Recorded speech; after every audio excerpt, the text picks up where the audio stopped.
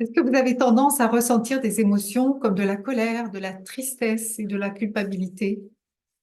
Est-ce que vous ressentez de l'impuissance? Vous vous sentez seul et perdu par moments? Est-ce que vous vous sentez alourdi, ralenti ou empêché d'avancer? Bonjour, je m'appelle Christine Corvézier, je suis psychosomatothérapeute, amourologue et éveilleuse d'âme, et j'accompagne les femmes sensibles, intuitives et éveillées qui sont sur un chemin de développement personnel et d'éveil spirituel. Alors, dans cette vidéo, je vais vous proposer aujourd'hui de voir comment se construit le sentiment de solitude et pourquoi il perdure pendant la vie d'adulte et pourquoi même il peut s'accroître à certains moments de la vie, comment les choses peuvent se réactiver, des difficultés, des blessures de l'enfance peuvent se réactiver dans certains moments de la vie et nous faire revivre de façon plus accrue ce sentiment de solitude. Alors, je vais vous proposer de vous munir, avant de commencer la vidéo, vous pouvez mettre la vidéo sur pause, de vous munir de feuilles, d'une feuille, peut-être de plusieurs feuilles, même au moins deux feuilles, et puis d'un stylo, de quoi écrire, de quoi dessiner, des crayons de couleur et des feutres. Voilà, et nous allons tout de suite démarrer. Alors, aujourd'hui, je me suis inspirée d'un cas véridique, mais c'est ce sentiment de solitude. C'est une situation ou quelque chose, en tout cas une émotion que ressentent peuvent ressentir beaucoup les hypersensibles parce que par leur construction, par le mode de fonctionnement, elles peuvent se retrouver isolées dans leur vie. Alors, on va voir comment, justement. Alors déjà, il faut savoir que ça démarre pas une fois adulte. Ça démarre, tout se crée hein, dès la conception, dès la vie intra-utérine, ça commence très très tôt dans la vie. Et puis, ça peut s'installer après de façon définitive pendant les premières années de la vie. Tout s'inscrit hein, chez l'enfant pendant les premières années de la vie, il faut le savoir. Et, mais par les protections que l'enfant se met, et c'est normal, hein, puisque il se protège par rapport à son environnement pour éviter de souffrir plus et d'être blessé, eh bien, il peut ne pas en souffrir, il ne peut ne pas souffrir de ce sentiment de solitude pendant un certain nombre d'années pendant sa vie. Mais ça peut être réactivé suite à la perte d'un être proche, d'un proche, à la suite d'une épreuve, un accident de voiture, une maladie grave, un licenciement, la perte d'une entreprise, par exemple. En tout cas, quelque chose un événement qui est vécu comme un traumatisme, qui est traumatisant pour la personne. Du coup, ça peut fendiller les cuirasses et laisser remonter tout ce qui n'a pas été résolu, euh, tout ou en partie, hein, ce qui n'a pas été résolu pendant l'enfance, des blessures de l'enfance. Alors, comment se construit ce sentiment de solitude? Moi, ce que j'ai pu observer dans ma clientèle et puis chez moi aussi, puisque c'est quelque chose que je vis dans ma chair, en mon sein, donc que je connais bien. La première difficulté, c'est la difficulté à s'exprimer, à dire, alors pas à s'exprimer dans des choses banales du quotidien, mais plutôt à s'exprimer sur ce qu'on ressent au plus profond de soi, ce qu'on pense, hein, c'est ce qu'on pense vraiment et ce qu'on ressent au plus profond de soi. Donc il y a cet aspect-là, la difficulté à s'exprimer. Et puis le sentiment finalement de ne pas exister aux yeux des autres parce que les parents n'ont pas eu le temps, n'étaient pas assez attentifs, donc n'écoutaient pas l'enfant, donc le sentiment de ne pas être écouté.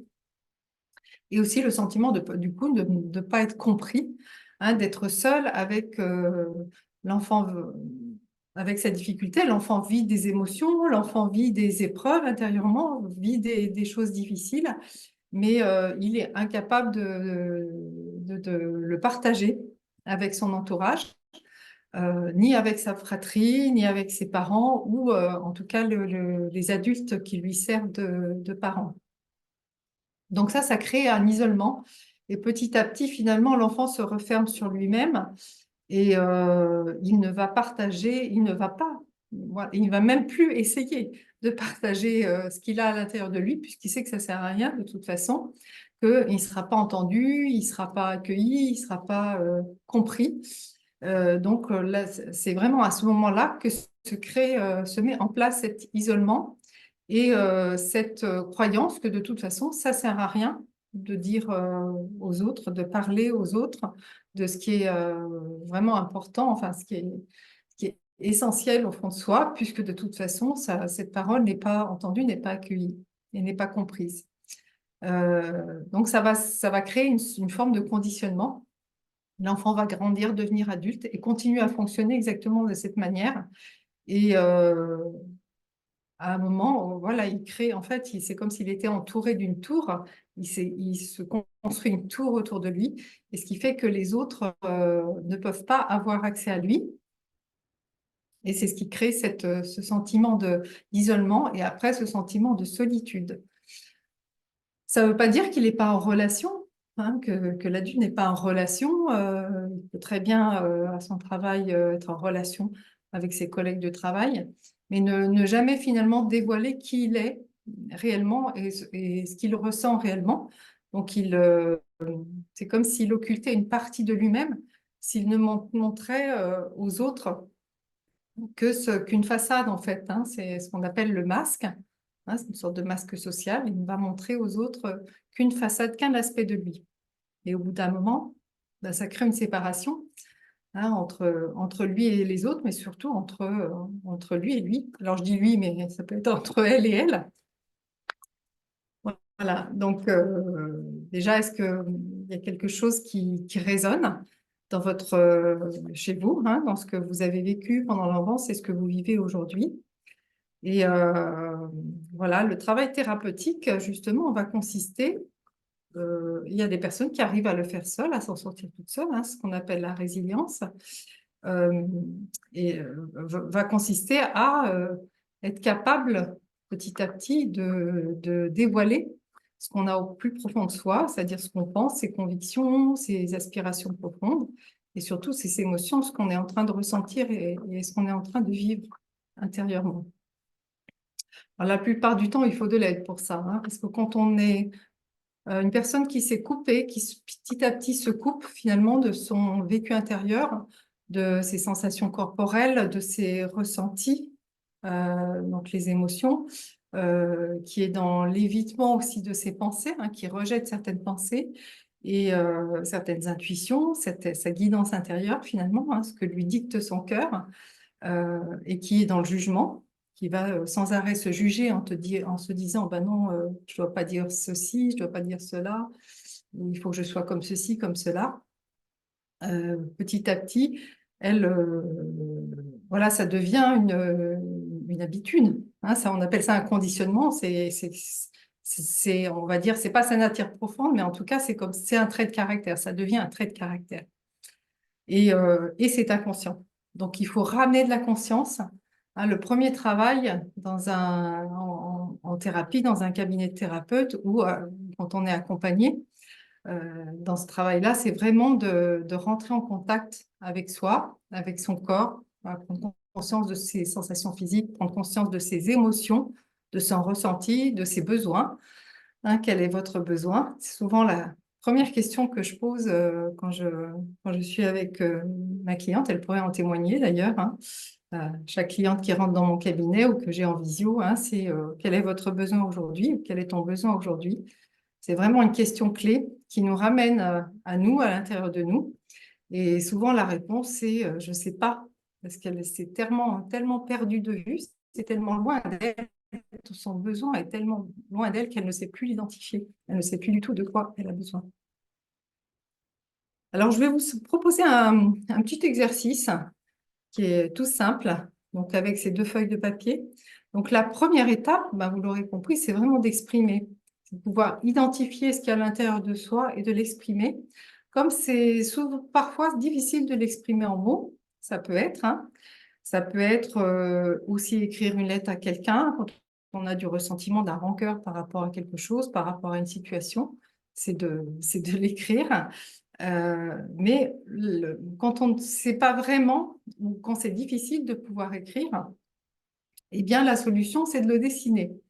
Donc, je vous propose de prendre votre feuille et de dessiner tout ce que vous ressentez à l'intérieur, tout ce qui se passe à l'intérieur de vous, de dessiner votre mal-être. Hein, ça peut être, il peut y avoir un mélange de colère, de tristesse, d'impuissance, de culpabilité, de sentiment de solitude, le sentiment d'être perdu. Voilà, de dessiner cette émotion. Donc, ça peut être un dessin tout à fait symbolique. Hein. Vous dessinez pas avec votre tête, vous dessinez vous laissez vos mains dessiner, les mains qui sont reliées au cœur. Là, on pourrait même dessiner qu'avec la main gauche, complètement reliée au cœur. Et, et vous faites ça pendant un temps limité, pendant 2-3 minutes. Il ne faut pas que ça dure. Et surtout, ne cherchez pas à faire du beau. On cherche juste à exprimer ce qu'il y a à l'intérieur de soi. On pourrait utiliser d'autres arts. D'ailleurs, ça pourrait être de la danse. On pourrait utiliser de la pâte à modeler, hein, de sculpter quelque chose, modeler quelque chose. On pourrait utiliser du collage. Voilà, quel que soit l'art, ça fonctionne. Du moment que vous exprimez, vous mettez à l'extérieur ce qui est à l'intérieur sur un support extérieur. Voilà, donc ça, c'est une première chose. Et puis, une fois que vous avez dessiné, vous allez regarder votre dessin, observer ce que vous ressentez, observer ce que vous voyez aussi, prendre un petit peu de recul, mettez le dessin à distance, à 1 mètre, par exemple, pour voir mieux ce qui ressort. Et puis, vous pouvez encore prendre un peu plus de distance, même 2-3 mètres, pour voir ce que vous voyez de loin. Souvent, on ne voit pas la même chose et il apparaît des choses qui sont intéressantes. Il peut y avoir des liens qui se font à ce moment-là. Et en tout cas, le fait d'exprimer les choses va faire en sorte qu'il y ait moins d'émotions à l'intérieur. Ça va s'apaiser. Hein, il va y avoir plus de sérénité, plus d'apaisement. Donc ça, c'est la première étape. La deuxième étape, je vais un petit peu vite parce que je voudrais que la vidéo ne dure pas trop longtemps, mais vous pouvez mettre la vidéo sur pause entre chaque étape. C'est même recommandé pour prendre vraiment votre temps pour ça. Donc, la deuxième étape, c'est vraiment, vous allez prendre une autre feuille et cette fois-ci, vous allez dessiner ce que vous voulez à la place. Là, vous allez dessiner ce que vous ne voulez plus finalement. Hein. Maintenant, vous allez dessiner ce que vous ne voulez plus. Bon, pour la cliente qui m'a donné l'idée de faire cette vidéo, enfin, c'est pas elle qui m'a donné l'idée, mais en tout cas, c'est la séance que j'ai eue avec elle.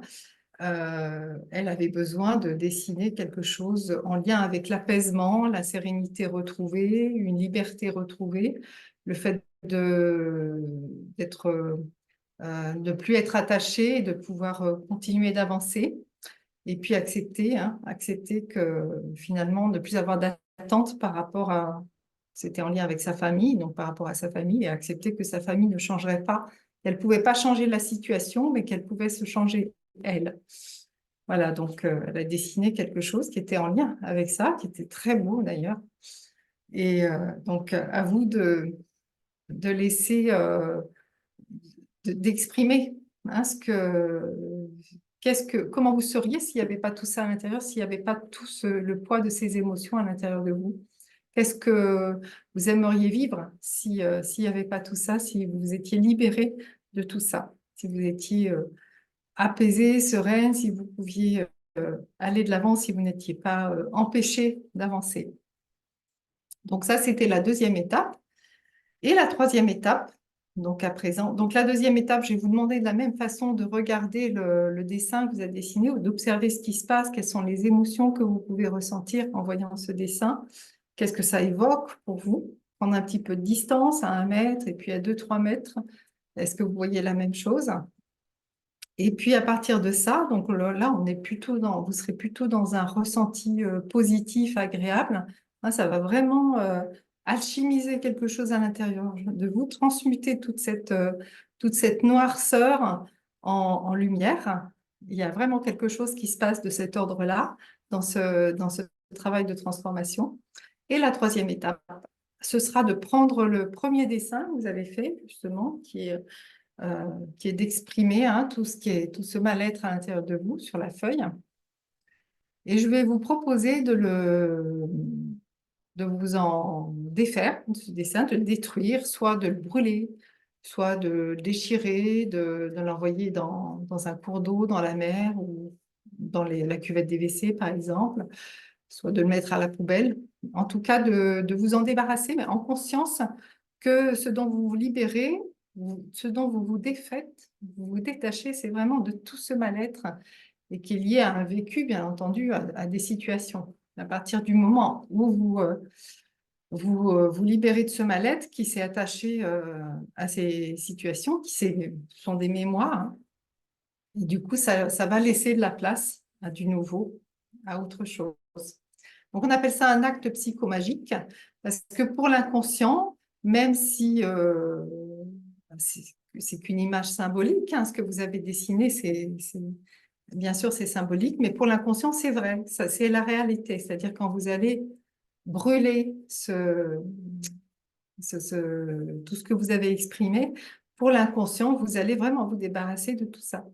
Voilà. Alors peut-être qu'il faudra le faire, il faudra le refaire, il faudra le faire en plusieurs étapes, parce que par exemple, pour ma cliente, il y avait encore sur son deuxième dessin, il y avait encore des petites choses de cette noirceur, hein, qui perduraient, mais vraiment, ça prenait déjà plus toute la place. C'était vraiment infime par rapport au premier dessin où ça prenait toute la place. Et donc, du coup, je lui ai dit qu'on continuerait à travailler pour vraiment continuer de se détacher, hein, de ses attentes, de peut-être ses espoirs, hein, qu'elle portait encore en elle, et qui ne servaient à rien parce que de toute façon, ce qu'elle avait attendu enfant, ça n'arriverait jamais. Puisque aujourd'hui, la situation, aujourd'hui, elle n'est plus une petite fille, hein. La situation est complètement différente. Donc voilà ce que j'avais envie de vous proposer aujourd'hui, quelque chose de très concret par rapport à ce que j'avais vécu dans cette séance avec ma cliente. Ben, j'espère que ça va vous aider à vous libérer de ce sentiment de solitude. C'est quelque chose qui peut être très grave, hein, déjà parce que ça peut déclencher des maladies graves, et des comportements graves, hein, parce que ça peut aller jusqu'aux tentatives de suicide, jusqu'au suicide, jusqu'à l'envie de mourir, puisque l'être humain n'est pas fait pour être seul, pour se sentir seul, hein. Il est fait, l'être humain est fait pour partager ce qu'il a à l'intérieur avec les autres, pour partager ses richesses, pour partager l'amour qu'il a en lui, pour partager sa lumière. Et donc, il n'est pas fait pour rester seul. Voilà, bah, écoutez, je vous souhaite une très très belle journée et puis je vous dis à très bientôt pour la prochaine vidéo.